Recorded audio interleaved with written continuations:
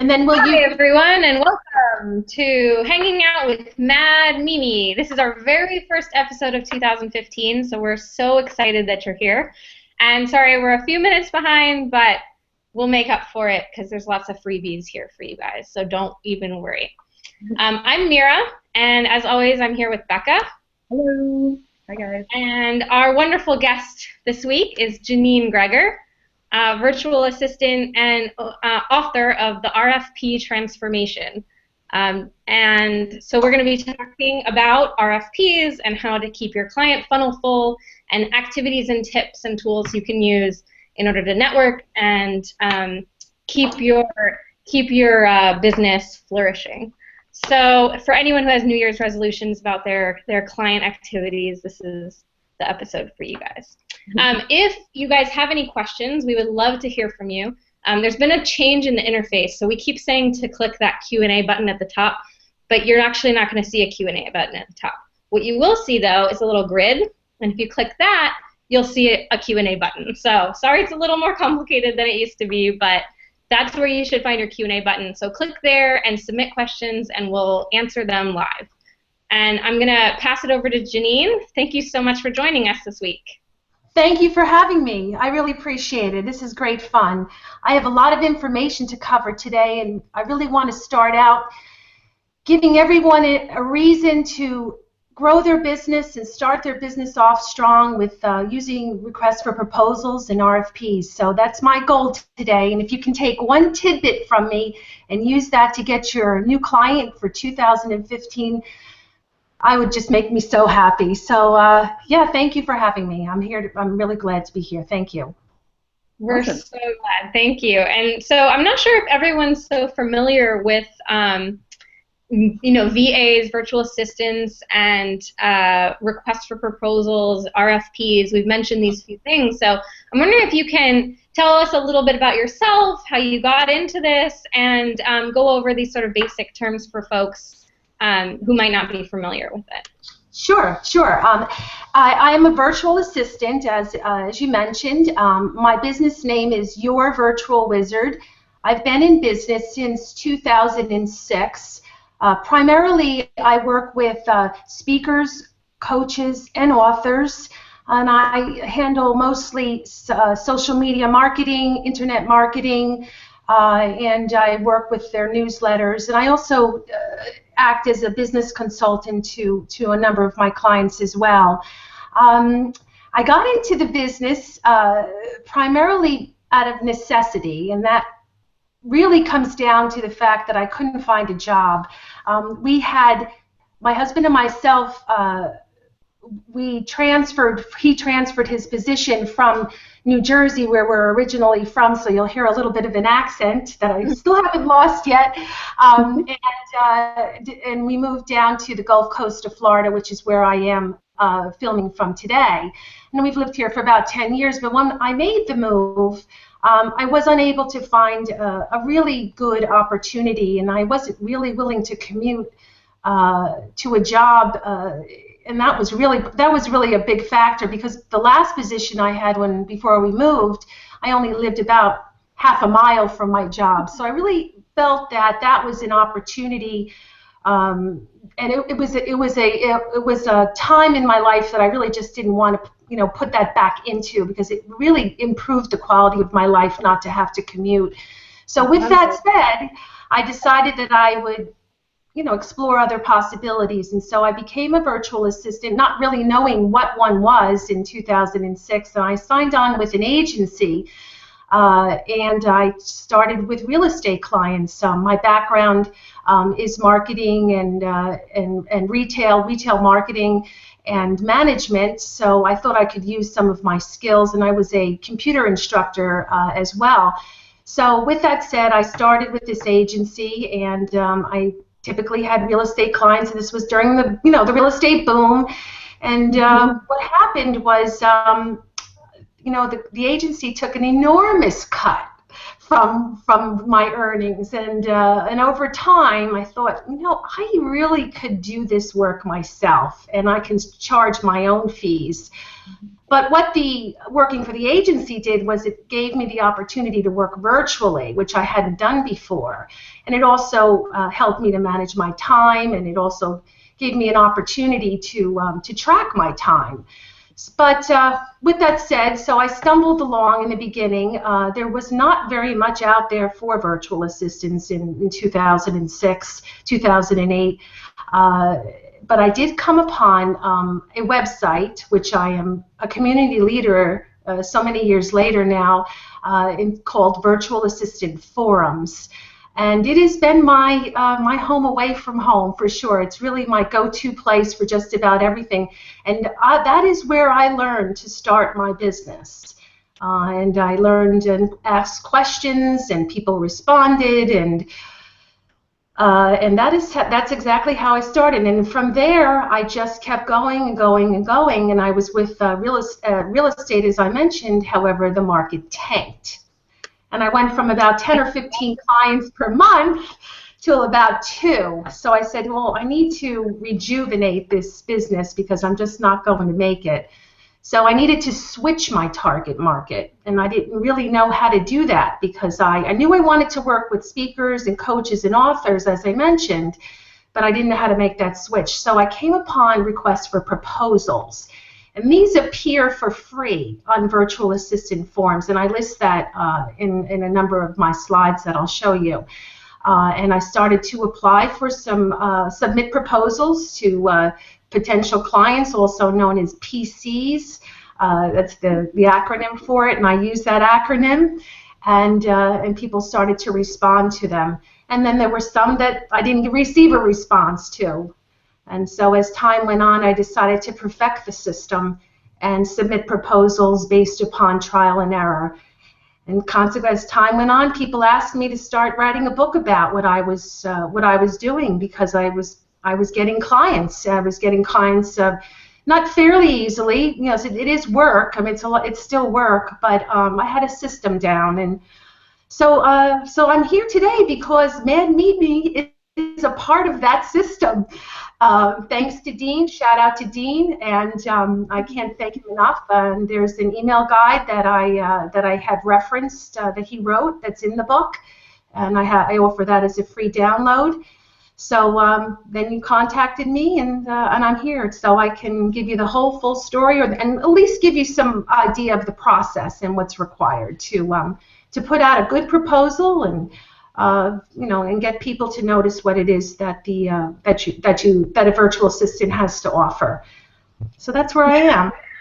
Yeah, I know you prepared a lot of information for us today, and I'd just like to point out also that you mentioned virtual assistants and using this RFP process, but it's also possible for regular freelancers or folks who may not necessarily consider themselves virtual assistants, but might have client-facing businesses, where they need to network with specific people and, gain those clients. So these are great tips for people who just want to connect with clients, and so the RFPs are very valuable for a lot of folks. They are, and really there's really a very, very slight difference, if any at all, between a freelancer and a virtual assistant. Virtual assistants look to establish a partnership with their clients and an ongoing partnership in most cases.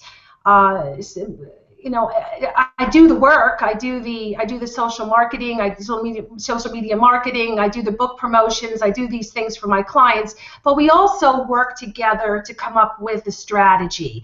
That's what I do. That's what I do as a virtual assistant.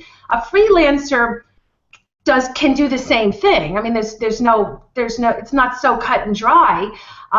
But sometimes a freelancer is not a business owner, or they're just they'll just do a specific request or a project or a task. They're not really looking for that relationship. But clearly, a virtual assistant is a freelancer, and a freelancer could become a virtual assistant. It's potatoes, tomato type of thing. It really is. It's really what it is. So, but yeah, these tips can be used for both. As long as you're submitting a proposal, this can be used either way, and hopefully, maybe we can convince some freelancers to open businesses and and become become a business. So we'll see. Yep. So do you want me to open up my slides and give you an idea? Sure, yeah. Okay. All right. If I can do this. All right. So here we go. Right. Inspiring freelancers to ditch the commute.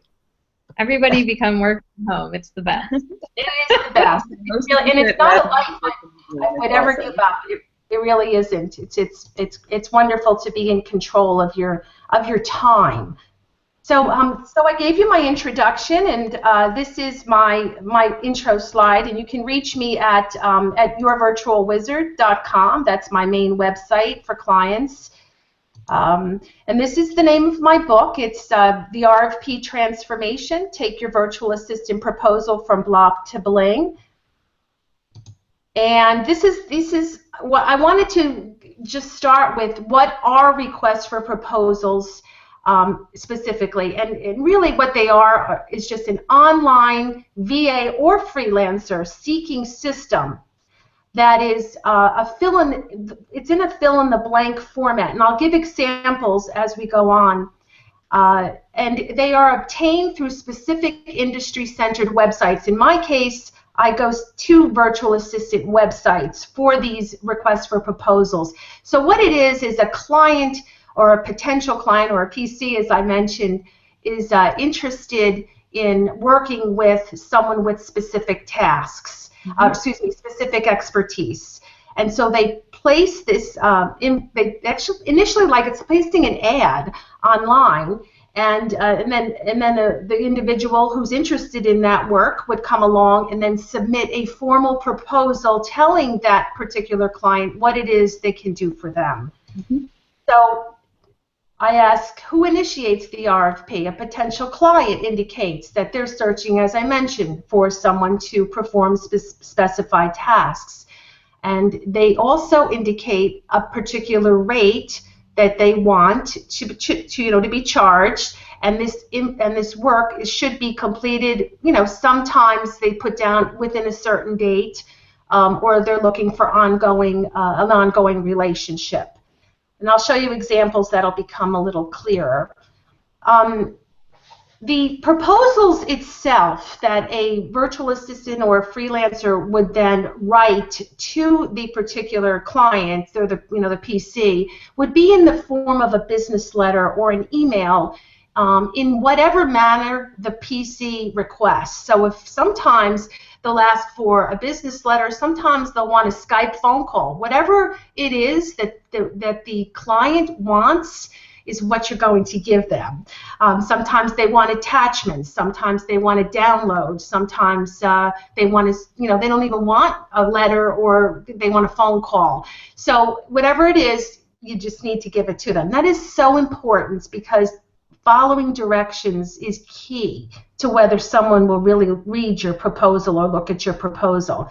And they must be well-written, professional proposals, which need to state what solutions you can provide to the potential client. It's not about the virtual assistant or the freelancer. They don't want to hear about my life story or what I've done in the past or my kids or anything. They don't want to know any of that. They just want to know what solutions I can provide and how I'm going to do it, how I'm going to do that. So the reasons, some people only focus on submitting a proposal when they're new to the business and they want to start creating a client, a client base. But I actually use RFPs for 3 reasons.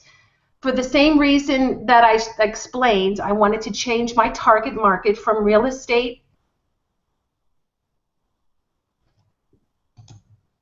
Can you hear me? I'm sorry.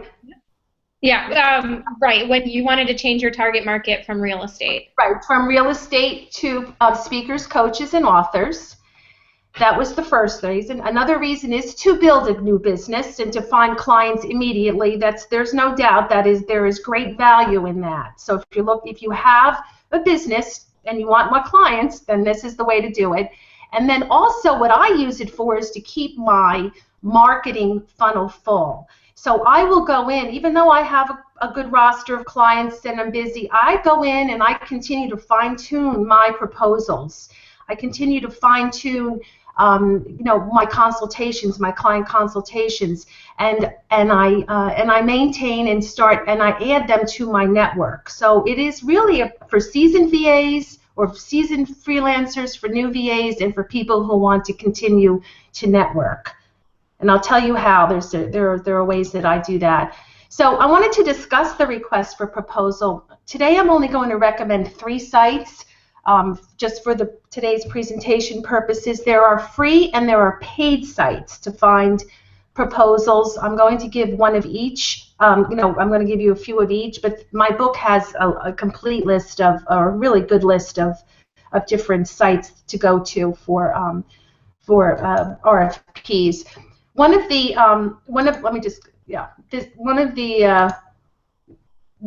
first one is a free site, and this is called Thrive Hiring System. Here's the URL. If you want to, jot that down. If not, I'm sure there'll be a replay. It's free. They send email notifications when a new posting from a potential client appears on their site. I find it very easy to navigate, and they ask a unique question, which I will bring up in this presentation, that they ask a unique question that actually helps me to write a better proposal. I've gotten really good responses from this site because of this one question, so I'll bring that up. I have a sample to show you. So this is what the Thrive site looks like. They'll send an email to me that say, for example, this particular posting is available. So I look at that and I think, oh, that looks, I read the title and I'll go in and I'll see. But I just wanted you to see what it is that this particular site offers. And you can see there are some really good positions here, good opportunities here.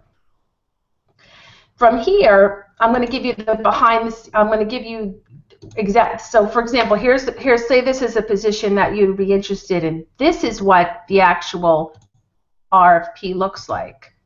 Okay, so this is what it looks like. This is what I see. This is the information that a virtual assistant or a freelancer has to work from. You can see it's got the title, who's posting it, their email address, the description. Okay, and this is what she says. You will manage emails, calendars, supporting clients, coaching clients. Okay, this is nicely written.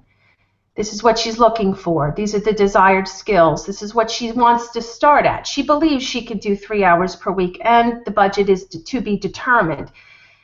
That's a good thing. The to be determined is a good thing, because that means that if this individual sees the value that the virtual assistant or the freelancer can offer, is a good chance that there won't be an issue with any of the fees.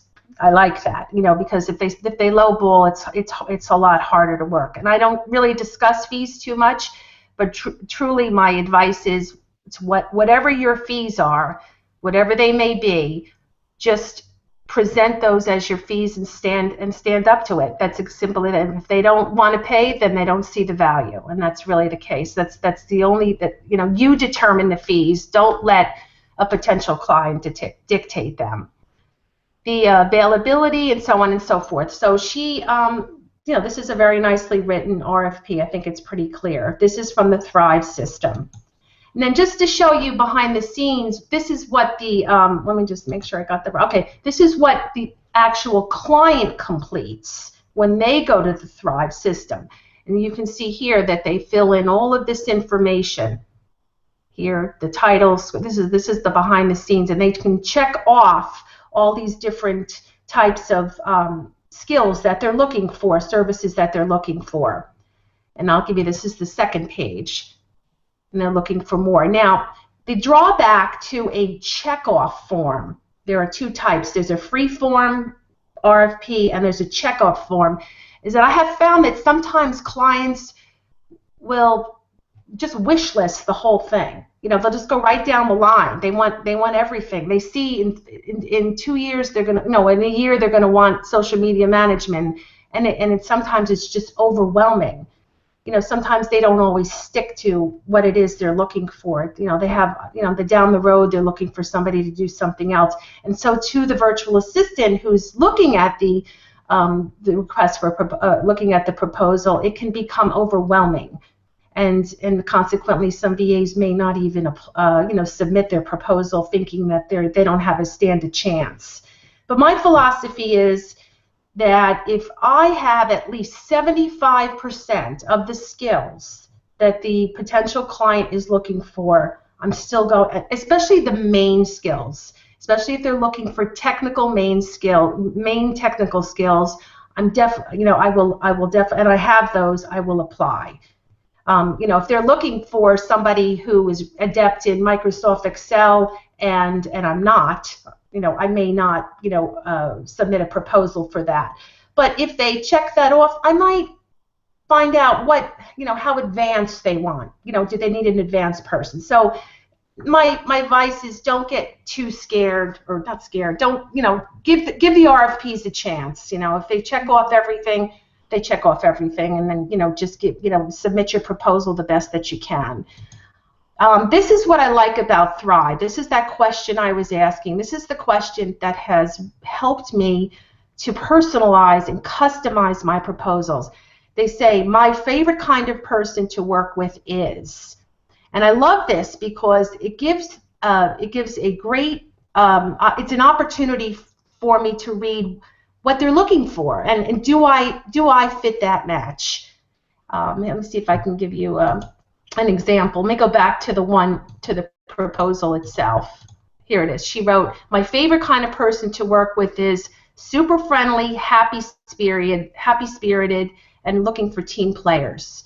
Well, I'm going to write my proposal super friendly and happy, and I'm going to use those, use that in my proposal, because I want to, I'm assuming people who are super friendly are, truly are. They're not just faking it. But the idea is that they're looking to see that in the proposal. And maybe in your proposal you could be kind of light with them and not so, and be friendly and cordial. And I think that people can see that if you write the proposal well enough. So that's a nice additive on the request for proposal. I don't see that often, but it's something to look for, because it helps me to dissect the RFP even further. Right. It also helps yes. Gives you sort of a sense of who the client is too, which is a part of this, right? I mean, you're connecting with them, you're trying to be personable, and so that helps you do that. Correct. Absolutely, and it helps to make that connection, because in order to write a really good proposal, the key is to make a connection with the client, with the potential client in some way, and personality is one, humor is another, but of course business humor, not nothing crass, of course, just people. The idea is to bring out personality and make a connection and network with them in that way. It's just like you're meeting somebody on the street, except you're using, a letter in order to do it. And it takes practice. It doesn't come, it's not the thing that you can roll out once or twice. So, how much time do you spend on this, Janine? I mean, you're saying it takes practice, but you, in terms of your experience, how much time do you spend on doing these RFPs? Okay, well, initially, I spent a good deal of time, because it was, because I wanted to perfect the system. So, but for now, I spend about 2 hours a week. And the interesting thing is that I think of RFP writing as part of my overall marketing strategy. I include that, like I spend, say, 20 to 30% of my week marketing my business, and that's in the form of social media marketing, posting on discussions, talking on groups, writing articles, writing blog posts, that kind of thing. I include the work I do with RFPs, writing proposals, as part of that strategy. And when I started to do that, it didn't seem like it was overwhelming. And then after a while, it comes easy, because there's no formula but there are certain components that need to be put into the proposal. You know, a good introduction, making a connection, using some of the same words that the client uses in the proposal. So if they're looking for someone techie, you know, include the word techie. Mm-hmm. Those things start to come easier as I wrote more and more proposals. So, but they always have to be customized. Yeah. Let me go. Yes. Virtual Assistantville is a paid site. This is just to be, you know, to disclose here. This is an affiliate link. If you would like to use it, I would appreciate it. It would buy me lunch. If not, it's fine. This particular website is also my go-to website. Then there is a nominal charge for this to use this website, but it also includes email notifications. It is a free-form site, meaning there's more writing that the potential client will utilize when they write the RFP. So it offers a better description, I think, than the checkoffs. This site has amazing SEO. It really does. It comes up on the first page of Google. There is a directory of VAs by category that is offered on this site. In fact, I had someone call me right before Christmas who had seen my my directory, you know, my directory listing on this particular site. And interestingly enough, he was just sorting by state, because sometimes people just want to work with people at least in the same state. Excuse me. So that, you know, so this is a great website for that. It also offers featured business listings, so it rotates. You know, whomever is on the site, your profile rotates on the home page. So it's great because it just, you know, all of a sudden my face is there. There's a great blog, which is also rich in SEO on this particular site, and you can post a blog. Your own blog post, which is great because there is an area where your website is listed in that blog post. But think about it. I mean, you're on a directory for virtual assistants with RFPs, so it's attracting people who are interested in working with a virtual assistant. And there's your blog post, and there's your website address. It goes. The blog post, and it's a great way to sort of it really is personality a bit more. Do you think it's better to post a lot, or post a little bit, or just enough to give somebody an idea of what you're like to work with? What would you sort of put in one of those posts on the site? What to put in a blog post? Well, always the blog post and should always cater to the target market that you have. It's always important to know who it is you want to work with, and not work with everybody, but you want to work with certain industries or certain fields. So there's a lot on the internet about what to put in a blog post, but for the virtual assistant site, I haven't posted anything there, perhaps write something about the benefits of working with a virtual assistant, or perhaps talk about something a how-to. Like, for example, I work, as I said, with authors. I could write a blog post about how I promote their particular book, what it is I do for them. Those are things that can be put into a blog post, and then people get to see your expertise. They get to read about your expertise. So it's a gift. It really is to put a blog is a gift, especially if it's on this particular site. So. We also have a question actually coming through from Jody. She wants to know, how often do you get a response when you submit an RFP, and how often does that actually lead to a client? So maybe, like, what are the success? It's a very good question, Jody. Thank you for asking that. I'm asked that often. I'm going to tell you that I did a little survey for myself. Out of 10 RFPs, this is in the very beginning, before I started, out of 10 RFPs I'd submitted, I actually did not hear from eight people. I heard from 2. And I knew there was something wrong, because I worked so hard on the proposals, and I didn't even get a response. So what I did was decide to come up with a follow-up system. And I'm going to tell you truthfully, follow up. Follow up a week after every proposal is submitted. Follow up, and if you don't get an answer, follow up again in another week. But there is a little something else that I do is that I add, and that's when I use the Mad Mimi. So actually I've been able to turn that around, and I pretty much get responses from just about everybody. There's always one or two that doesn't want, to respond. But you know what? Cross them off the list. These are not people you want to work with, because if they do not have the courtesy to send back an email saying, thank you for your proposal, thank you very much, but I already picked another virtual assistant, or whatever their reason is, then you really don't want to work with them, because that's just it. So actually, I just move on. But what I do is, and I give this as one of my tips, I create a spreadsheet, and I submit the proposal, and then I have follow-up dates, and I go across the spreadsheet, and then I check off as I send out my my follow-ups, and in most cases I will definitely get a response, at least to put closure to it, because it's just really out of courtesy that they really should respond back.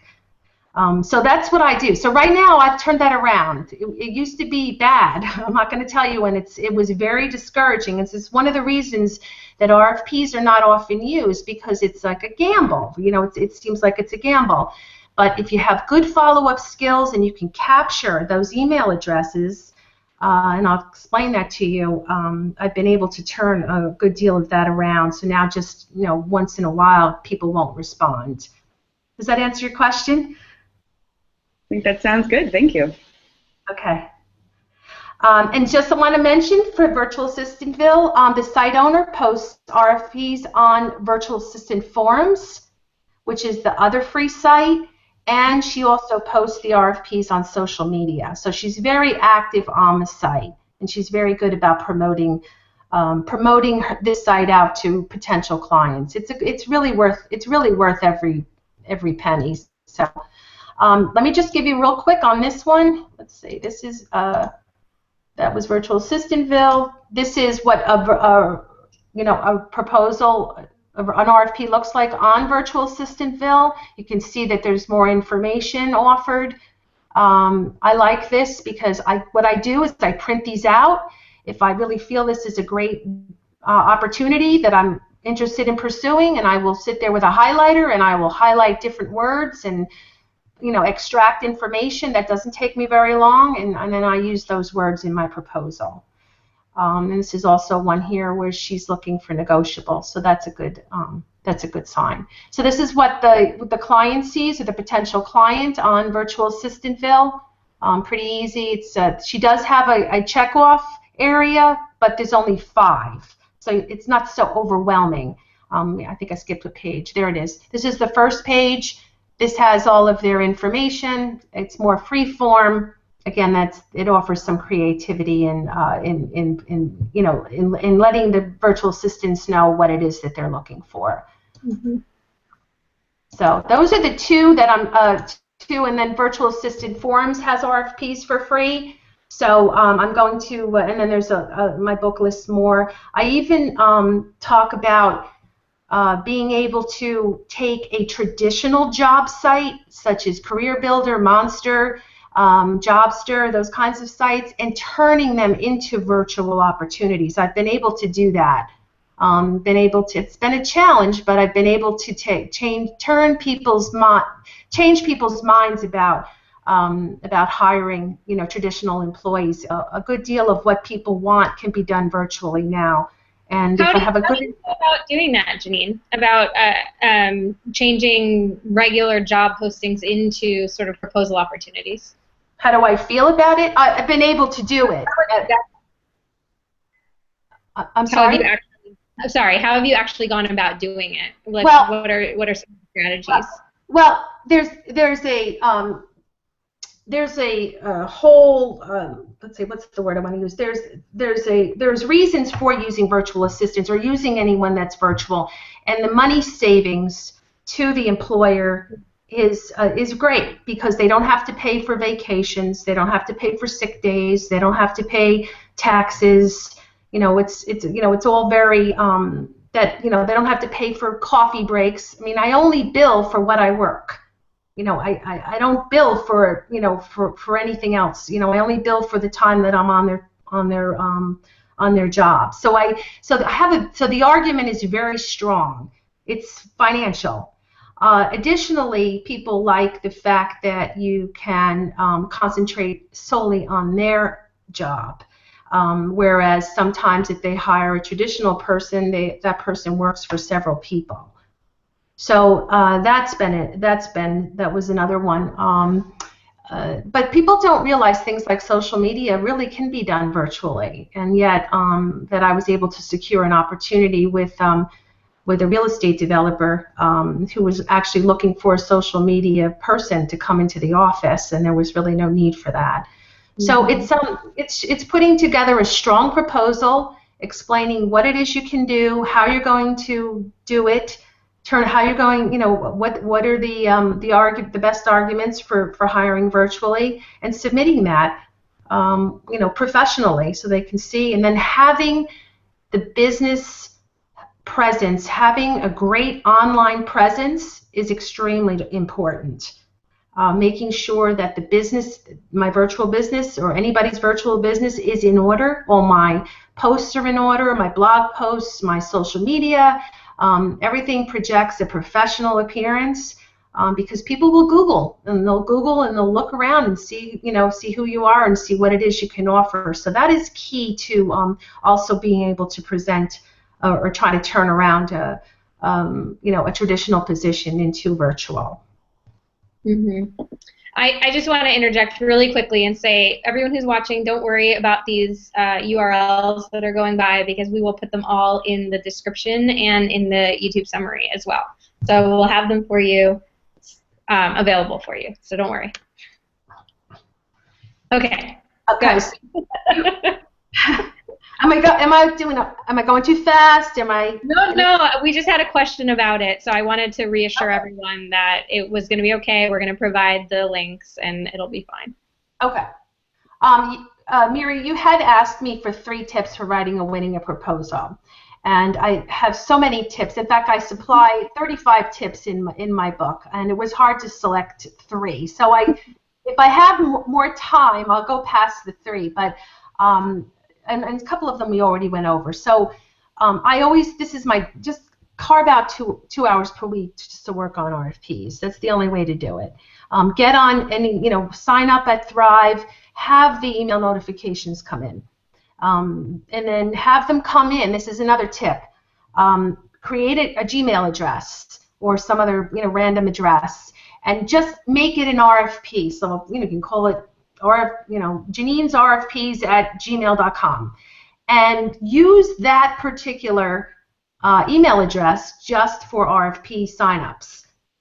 And when you're ready to work on your RFPs and you carved out those 2 hours, just go to that email address and check your notifications. You can do that.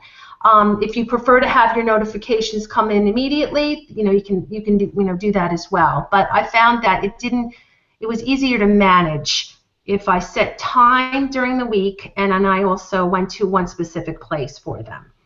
I create a spreadsheet, as I had mentioned. As I also mentioned, I print out the proposal itself and I highlight the keywords that the potential client uses, and I use those keywords back into the proposal. It's always important that the key really is, the proposal is not about me. It's not about my life. It's about the solutions I can provide, and give examples about how those solutions, have worked for other clients. If you have a particular client who's looking to increase their social media fan base, say for Facebook to, from 50 to 500 people or whatever, explain to them, how you would do that. don't talk about, I do social media, and explain to them what it, in brief. It has to be brief. It can't be a whole big. You don't want to give away the store, because if you give away the store, then somebody else will come along and do the work instead, and that has happened to me twice. But just do give a good example about how you were able to turn something else around.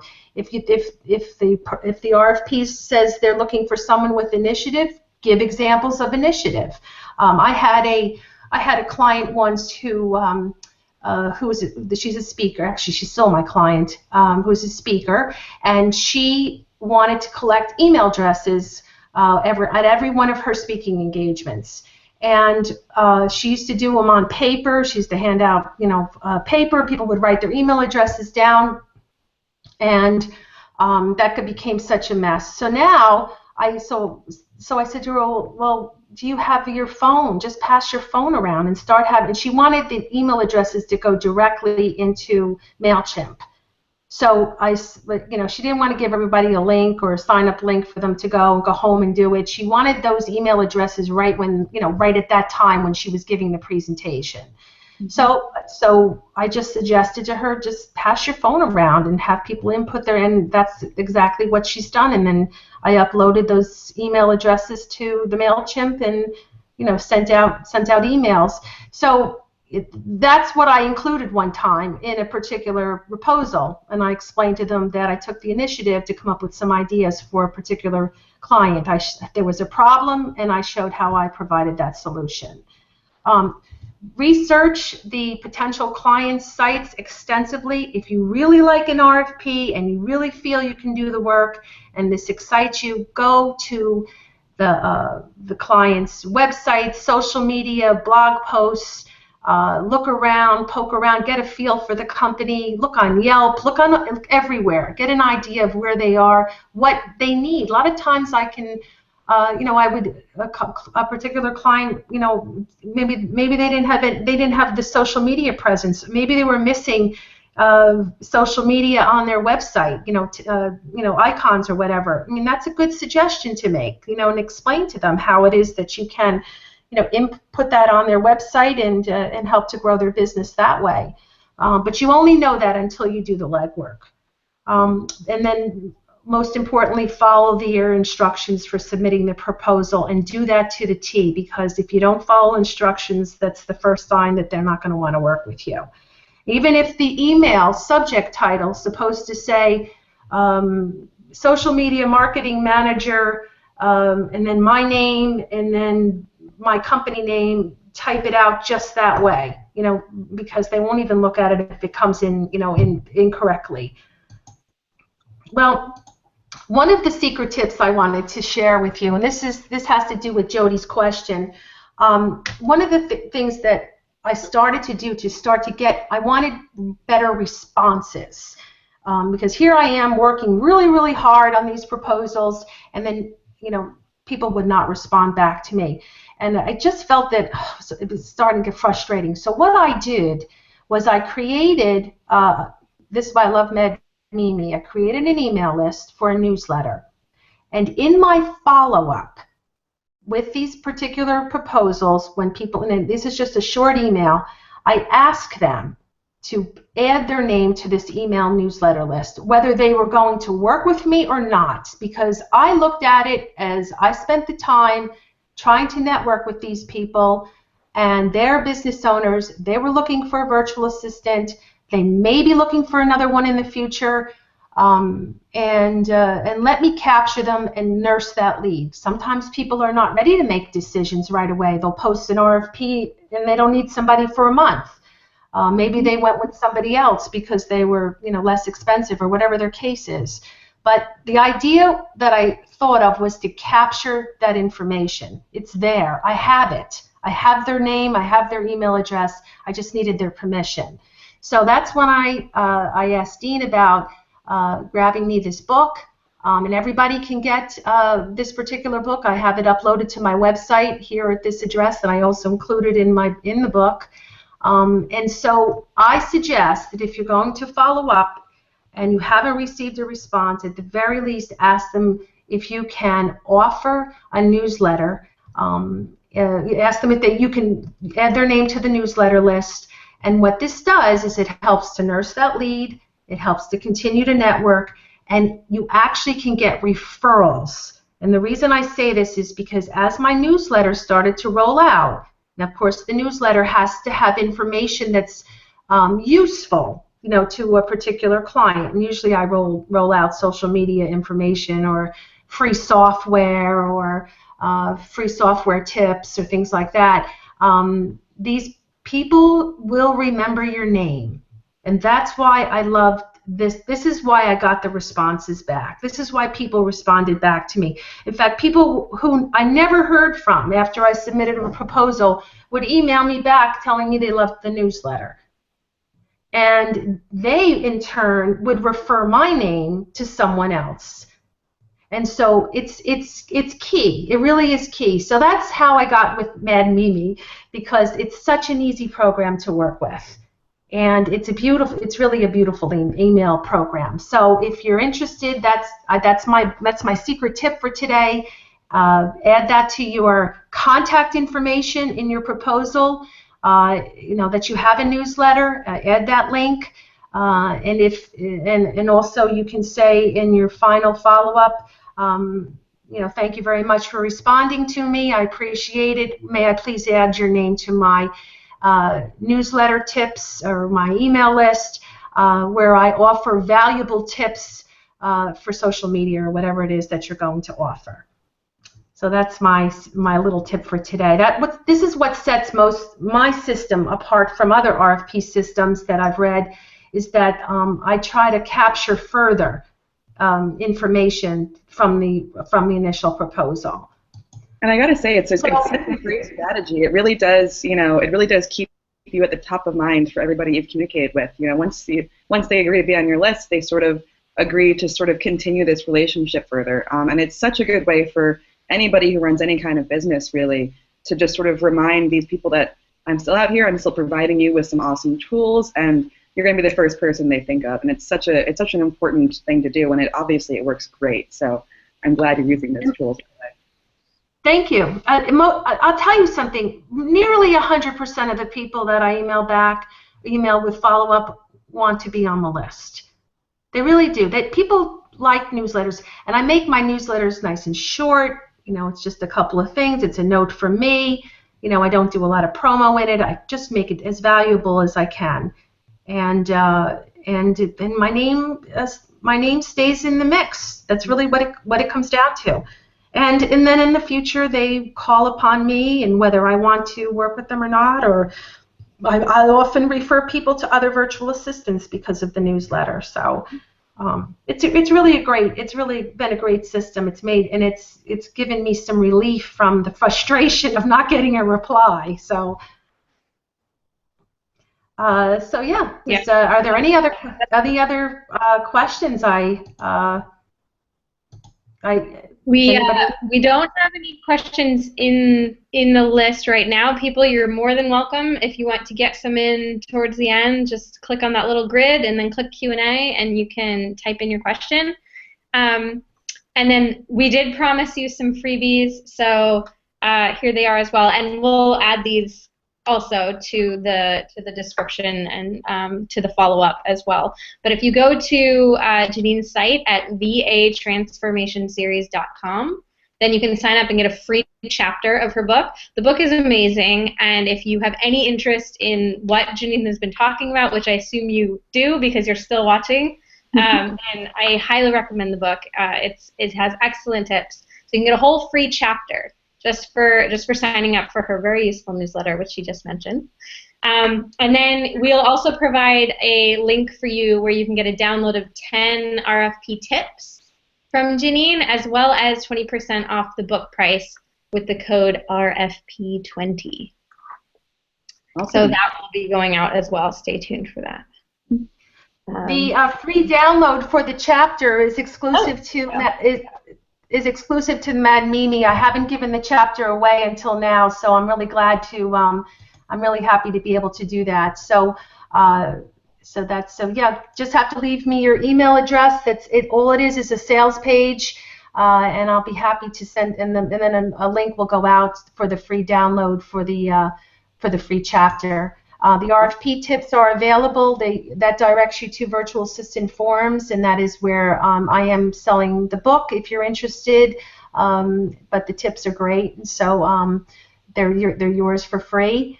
And then here's the actual book itself, and here's the code, which is RFP20. So I'll save 20% if you're interested in that at all. And you know, anybody has any questions, I'm always available. Here's my information. Here's my Twitter. I'm on Facebook. You know, feel free if you have any questions about RFPs. I'm on virtual assistant forums. As I said, I'm a community leader there. I'd be happy to answer any questions you may have about that. I may be starting to do some coaching so that I can help people with their proposal letters. I'm thinking about offering that service where I'll review some of the letters and give some tips, and I can let you know when that comes in down the road. So yeah, investors, is there anything else you can think of, Mia or Becca? You have one last question just under the wire from Christina. She wants to know, if an RFP is a bit vague, how would you still submit a proposal? So would you sort of over-prepare for it, or would you submit a simple proposal? Or if there's not a lot of information there, how would you handle that? Right. Well, there must be something that she is interested in. Perhaps it's the subject title or of the actual RFP. Something that Christina can add to that.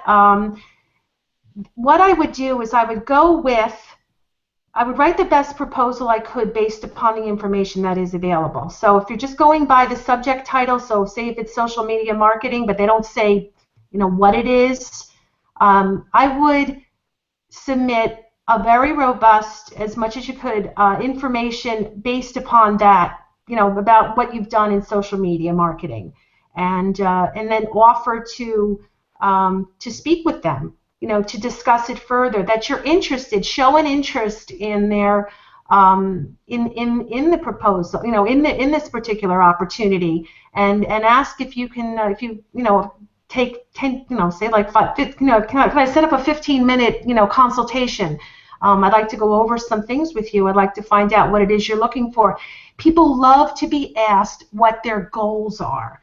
So if you ask a potential client, what do you need off your plate now? What do you need off your plate in 30 days? What can I do for you in 6 months? People love that, and that's a good way. That's another thing you could include that in your proposal. You could show that you're very goal-oriented and that you want to help them achieve their goals. Of course, you would never say that the RFP is vague, although I'm sure that is the case. But just show that you want to help them and ask them what their goals are. And a lot of times you'll get that reply, and that will help you then decide whether that really is the client for you. Awesome. Does that help? That sounds good. Thank you so much. Well, thank you. Thanks, Christina. Thanks, Jody, for your questions. I appreciate it.